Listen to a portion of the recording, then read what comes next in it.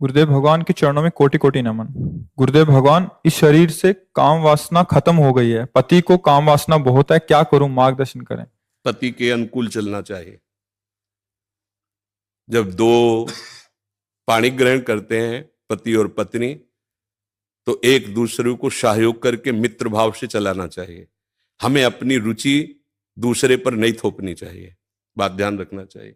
हम दोनों एक मार्ग के साथी हैं, तो हमको चाहिए कि हमें अपनी रुचि उसके अनुकूल करनी चाहिए, उसको चाहिए कि हम अपनी रुचि को एक दूसरे के अनुकूल कर ले।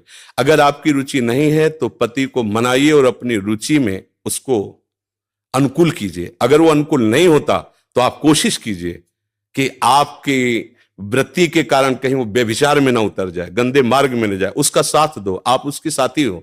आपका ब्रह्मचर्य उतना मान नहीं होगा जितना पति की आराधना मान होगी। पति को एक मित्र है, मान लो हम कह रहे हो वो पति परमेश्वर होता है, ऐसा मत मानिए। तो एक मित्र है, हम दोनों मिलकर के संसार मार्ग में चलना, तो हमारी रुचि ही पूरी थोड़ी होती है, दोनों की रुचि मिलनी चाहिए। अगर दोनों रुचि, दोनों ब्रह्मचारी रहो। अगर एक की रुचि नहीं तो दूसरे को सपोर्ट करना चाहिए कि कहीं वो लड़खड़ा के गिर न जाए, उसका मार्ग न भ्रष्ट हो जाए। हम ये देखते हैं कि 4 दिन बाद पति पत्नी ऐसे तलाक, ये क्या है क्या?